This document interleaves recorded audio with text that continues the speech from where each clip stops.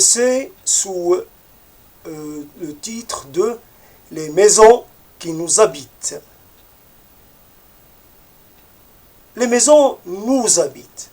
Nous habitons des maisons. Nous sommes les demeurants. Nous demeurons quelque part dans une maison. Nous appartenons à une maison.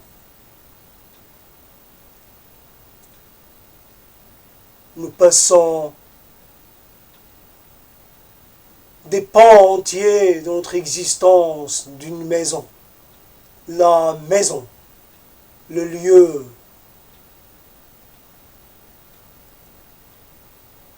de nos premiers émois,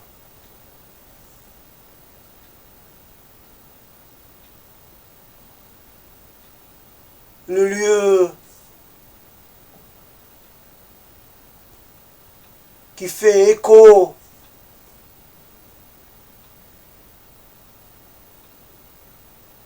à nos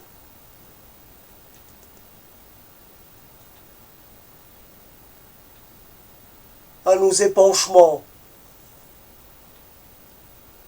Les maisons nous habitent parce qu'elles constituent une part indissociable de notre identité. Nous appartenons à une maison située quelque part dans une rue, dans un quartier, ou bien une maison de campagne, dans un village, ou dans un hameau, ou une maison bien isolée, bien seule.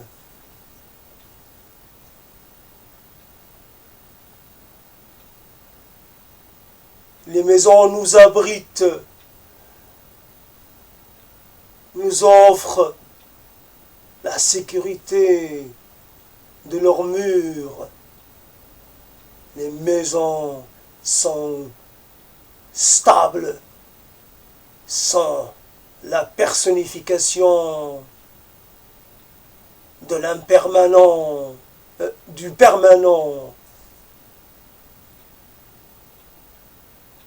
Les maisons sont solides. On peut compter sur elles pour nous protéger.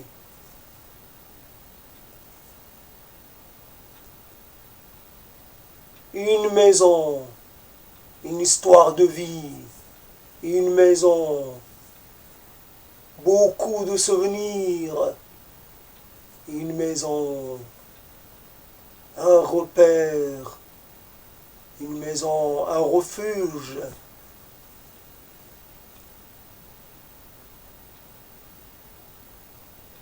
Nous perdons le lien avec les maisons de nos enfances, nos premières maisons. Beaucoup d'entre nous s'exilent bien loin.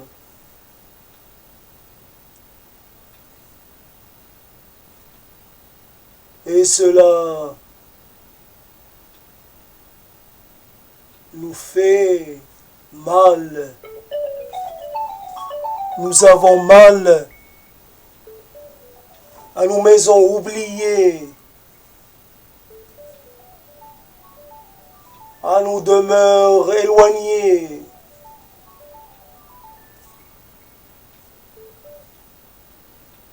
Nous supportons cet éloignement, mais nous restons nostalgiques. Nous rêvons d'un retour.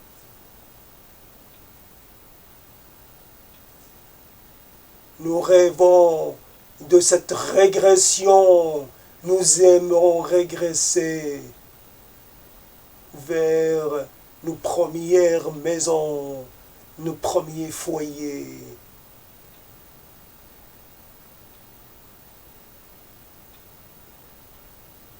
Nous avons tant aimé.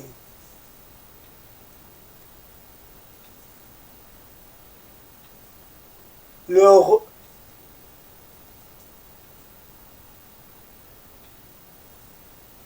ventre bien chaud.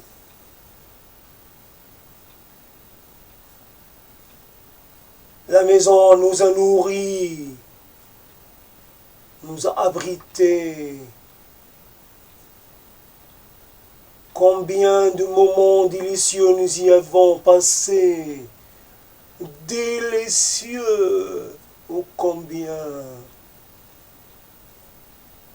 délicieux sont ces moments premiers. Les moments premiers. Donne-moi la main, donne-moi ta main, laisse-moi t'emmener visiter la maison, ma maison. Le lieu où j'ai ri pour la première fois, pleuré aussi. Il y avait ma mère, tellement jeune, tellement vaillante. Il y avait mon père, un peu sévère. La maison.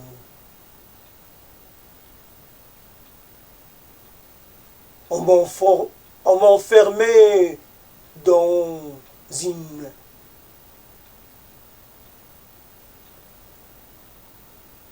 On m'enfermait de peur que je m'échappe, que je ne me fasse mal. Il y avait aussi mon arrière-grand-mère. Arrière-grand-mère. Elle est partie depuis tellement longtemps. Mais je me souviens encore, elle me tenait dans ses bras. Mon arrière-grand-mère. C'est là qu'est ma maison, ma première maison. C'est là où j'ai rampé. Et là où j'étais tout près de ma mère. Avant qu'on change de maison.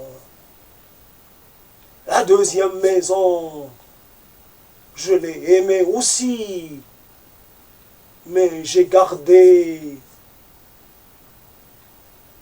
une profonde nostalgie pour cette première maison. Laisse-moi te montrer mes dessins sur le mur, mes graffitis, mes gribouillis. Laisse-moi te montrer combien j'étais petit, combien j'étais timide, combien j'étais peureux. Ce temps béni de l'enfance, où tout était possible. Je n'avais pas peur de l'avenir. Je ne m'angoissais pas pour ma place en société. Rien. J'étais heureux juste parce qu'il y avait ma mère. Et que j'étais...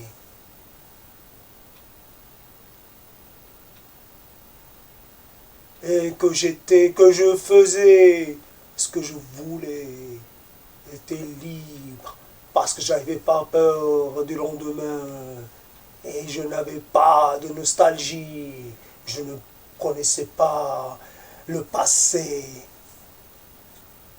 Je demeurais dans l'instant, je vivais l'instant, j'étais heureux d'être un enfant. Ma maison, première maison, elle est en ruine.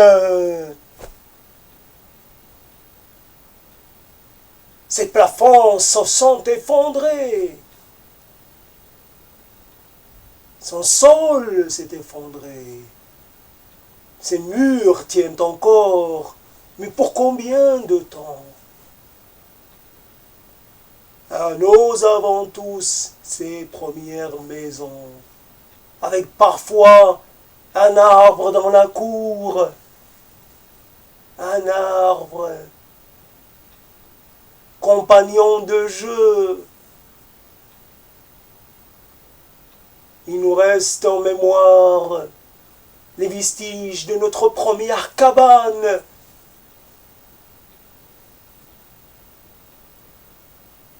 Première cabane.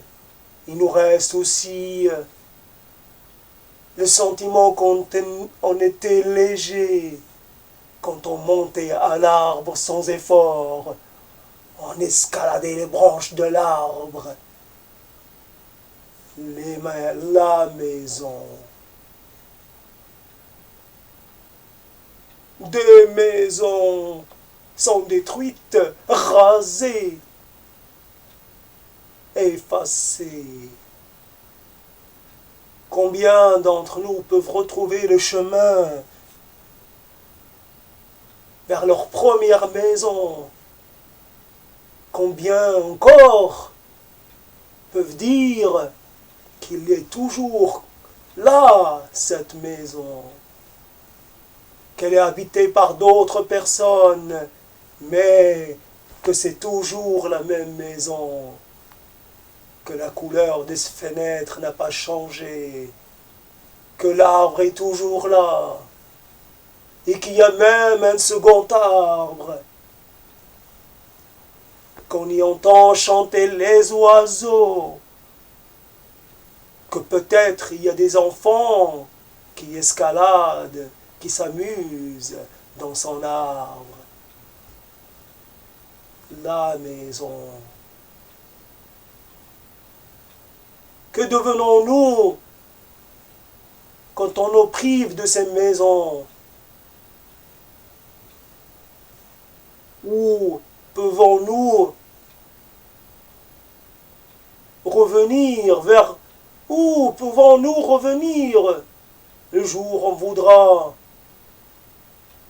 faire... On voudra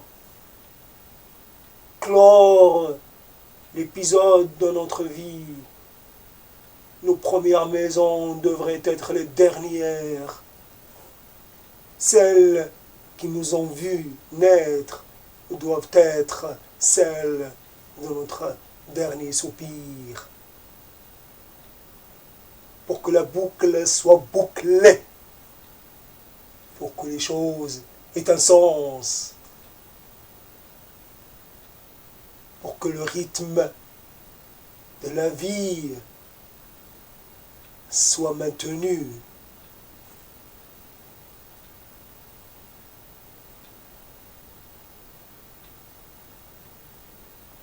J'aime les maisons anciennes, j'aime les maisons qui ont une histoire, qui ont une épaisseur, qui ont des murs lézardés, qui ont des secrets à raconter, les maisons qui ont des chambres à n'en plus finir, des petites chambres, des grandes chambres, des alcôves, des lieux pour se cacher, des maisons pour y jouer à cache-cache avec soi-même, des maisons pour se perdre, des maisons pour rencontrer les fantômes, les esprits, les revenants, des maisons qui font peur, des maisons qui font frissonner,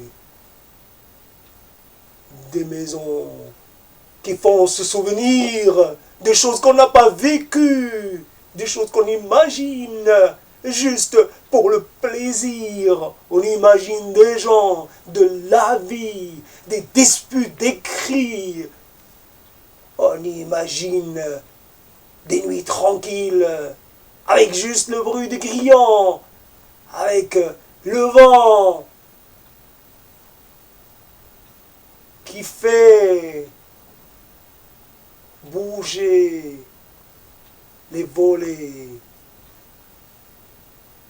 On imagine les habitants manger des fruits de saison, beaux fruits bien juteux.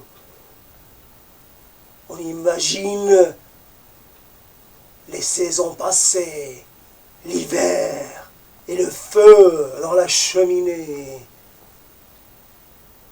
On imagine des soupes bien épaisses, des soupes, de belles soupes de toutes les couleurs.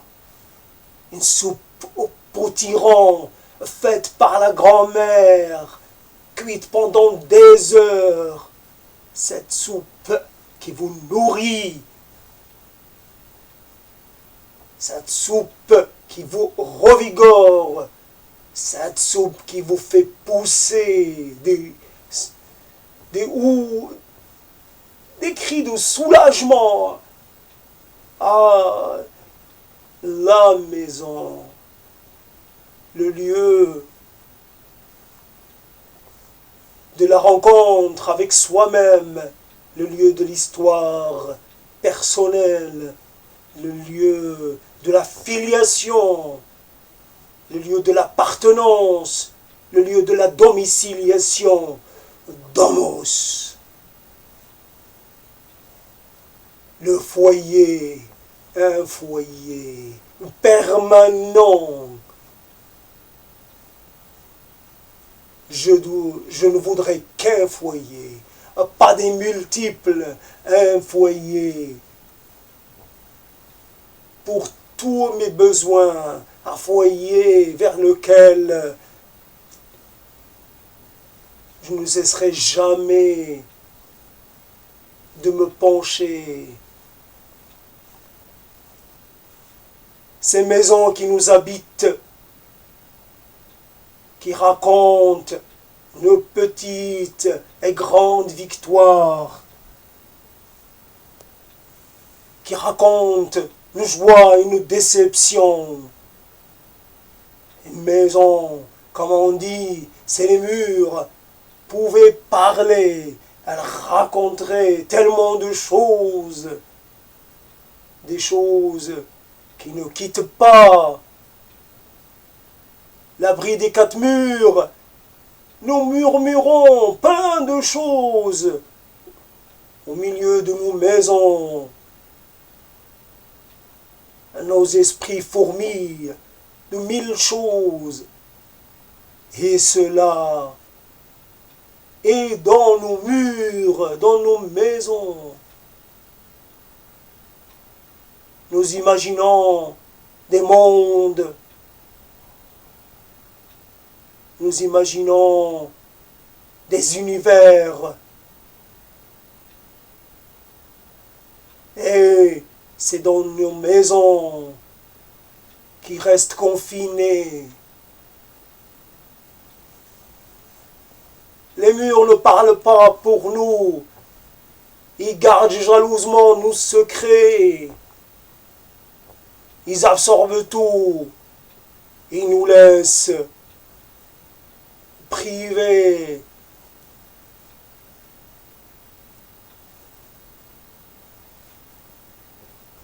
Les murs ne parlent qu'à ceux qui savent les interroger.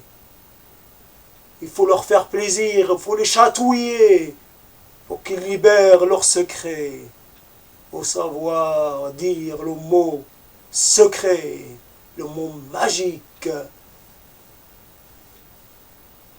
Et alors, s'ouvre pour vous l'accès aux mondes interdits, des souvenirs anciens, des rêves oubliés, périmés même. Vous avez accès à tout, à ce trésor.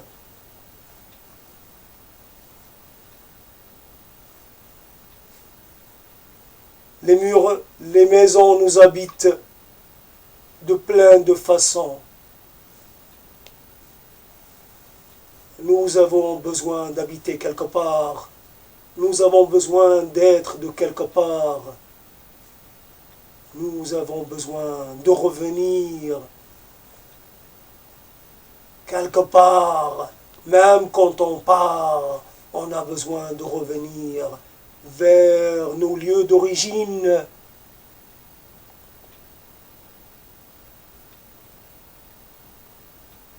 Alors je suis un peu fatigué, alors le sujet traîne un peu, donc je vais y mettre fin. Cependant, l'idée c'était que je suis effaré de voir à quel point on fait et on défait les maisons, les villes, les lieux. Il n'y a plus de permanence. Il n'est plus il n'est plus possible de dire que cette maison a été habitée pendant 4, 5, 6 générations. Une génération par maison. Des maisons prêtes à démolir, des maisons prêtes à transformer. Ce n'est même pas des maisons nomades, c'est des maisons prêtes à jeter. Des maisons pareilles, toutes semblables, anonymes, sans histoire, sans épaisseur, sans rien raconter. Ces maisons innombrables à l'infini qui traînent leurs grilles sur les routes, maison après maison, je ne retrouve pas la mienne. Elle a disparu, elle est devenue quelconque, anonyme. Elle a été absorbée par la conformité ambiante. Ma maison était biscornue, construite en dehors des plans d'urbanisme. Elle était illégale, elle était contestataire. Et voilà qu'aujourd'hui, plus rien, tout est normé, tout est planifié, ça circule, il faut des boulevards, il faut des ouvertures, la sécurité d'abord. Il faut montrer, il n'y a rien à cacher, et il ne faut pas s'encombrer des maisons avec juste quelques effets, de quoi tenir le temps de passer, de trépasser. Des maisons qui ne valent rien parce qu'elles n'ont pas de valeur, parce qu'elles n'ont pas d'histoire. Une maison 1850, c'est un miracle de voir une maison construite il y a si longtemps. Aujourd'hui, on ne met même plus les dates sur le fronton des maisons. Il n'est plus nécessaire. Elles n'ont pas de date, vraiment de date de naissance, ni de décès. On s'en fiche. Parce qu'elles ne sont pas durables.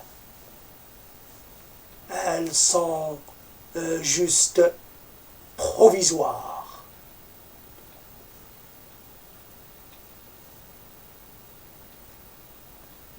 Fini.